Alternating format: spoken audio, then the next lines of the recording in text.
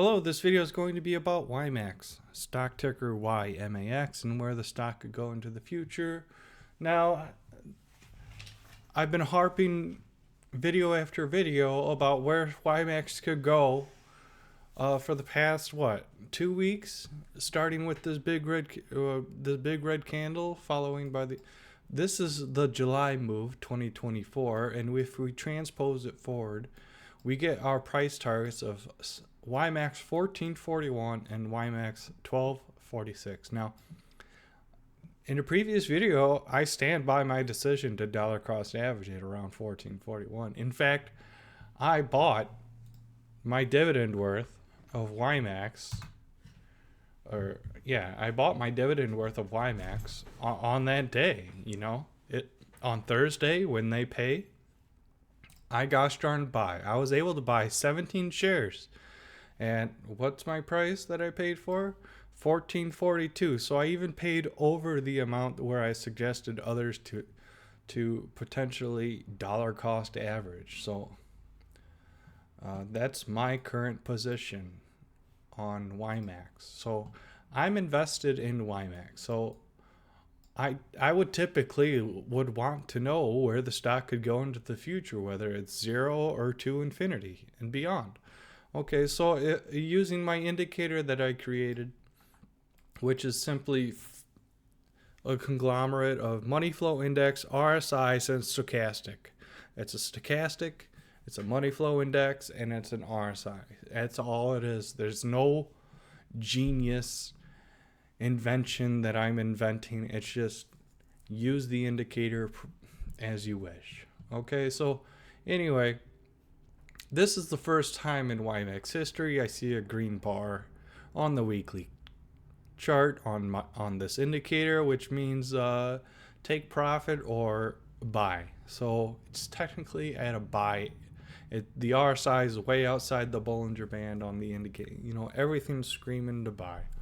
But we all know that YMAX stocks are pretty much the entire stock market, essentially, because the majority of the stocks that YMAX is doing this covered call fund in are the big hitters of the stock market, like Netflix, Meta, Microsoft, Tesla, Apple, Coin, MicroStrategy, Google, Amazon, Nvidia, AMD, Palantir, you name it.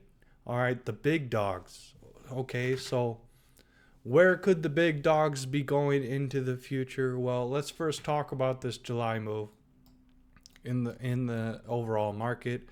If we go to the SPY, the July move, all right, represented by these big 3 candles and this big green candle. If we transpose it to today, which is what I did on YMAX, we can see that we almost have something exactly like July. All right, here is the 558 target of this July move. We hit the target and closed above it for today.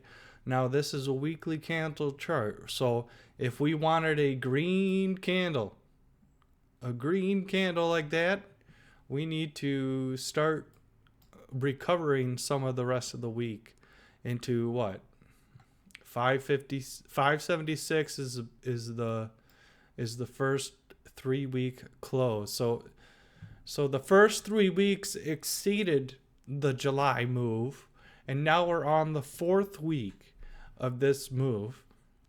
Okay, so if there's no relief bounce, then maybe it's the end of the world and we all get nuked. Right? Or maybe nothing happens.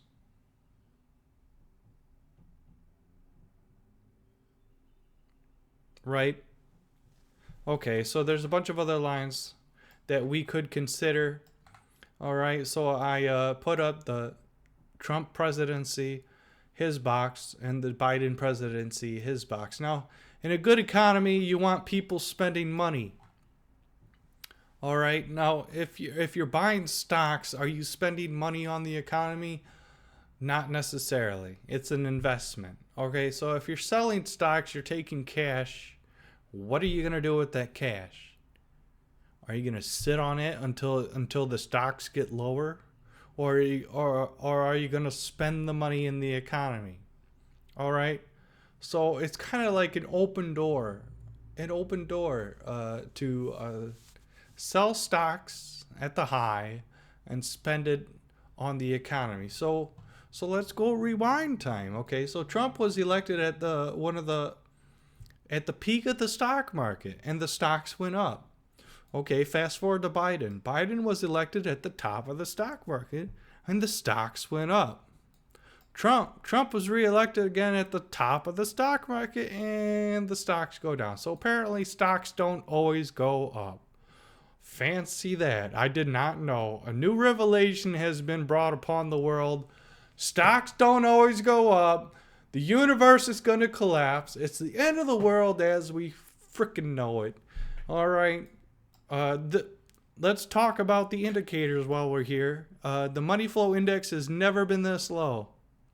Never been this low since the 2020 pandemic collapse. All right. What am I getting at? The pandemic collapse. There's no pandemic right now. I know, right? There's a pandemic of tariffs.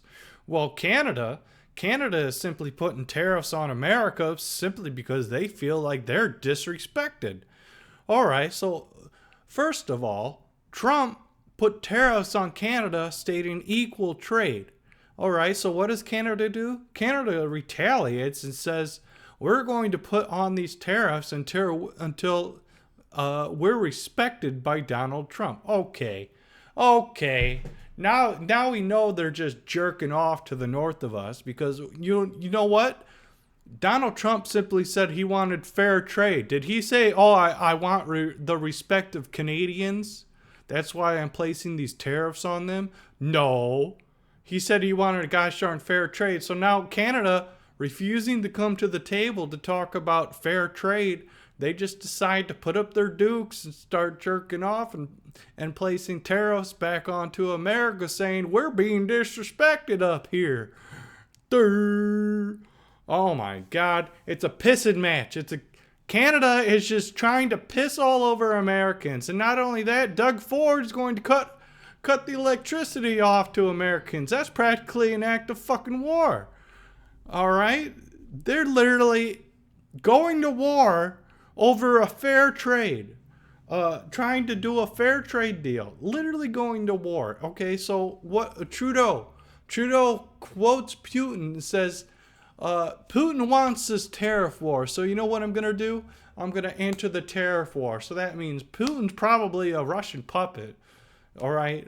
Russian sympathist, I should say.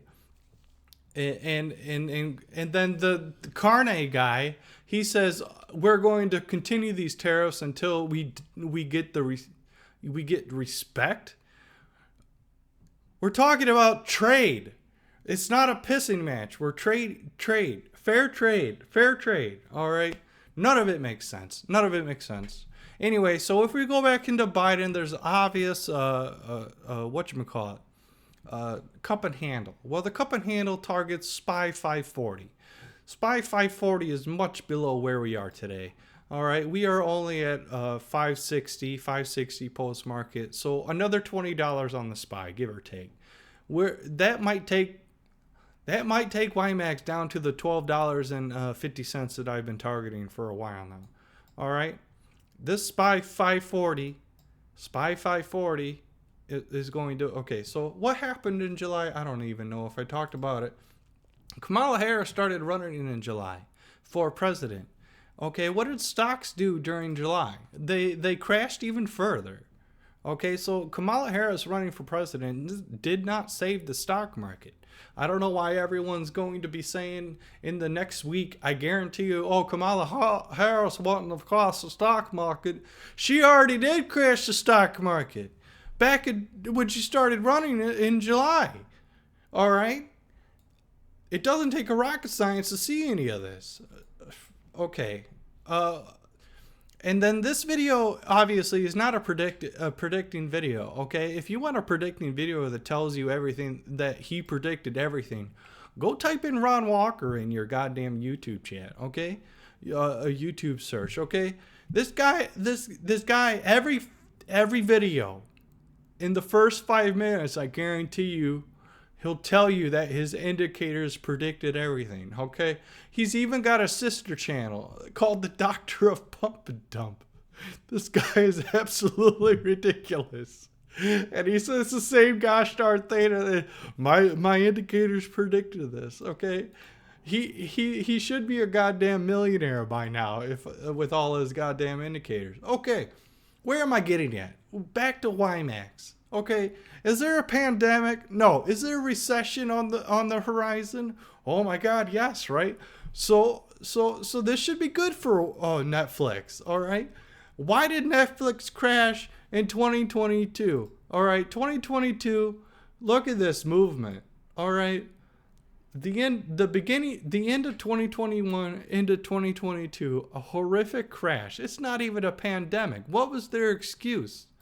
Their excuse was lifting of the pandemic restrictions.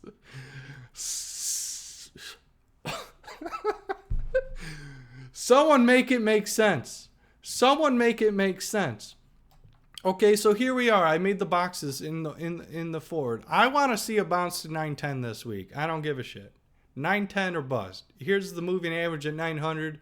I want to see a little bit of push above this moving average in the rest of the week, and then crash. I don't care. We got everything going downward on the weekly trend, but it's way oversold. There should be a bounce of some sort. I don't care if it happens this week or next week.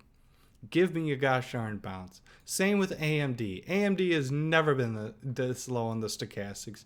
We should be due for a bounce to retest the moving averages above. Moving averages are like rubber bands. You pull them apart, they spring back together, right? Okay, we have nothing. We're in open space, just like we were back in when it ran up. Okay, those are the only two stocks I'm looking at this week. Tesla. We already talked about where Tesla could go, but if you want an idea of where Tesla could keep going, 185. 185. Why? Right here. If we show you right here, this area right here, 185. All right. I expect maybe a retest of the 200 moving average at 231 and then straight down to 185. No one likes him. They liked him in 2018.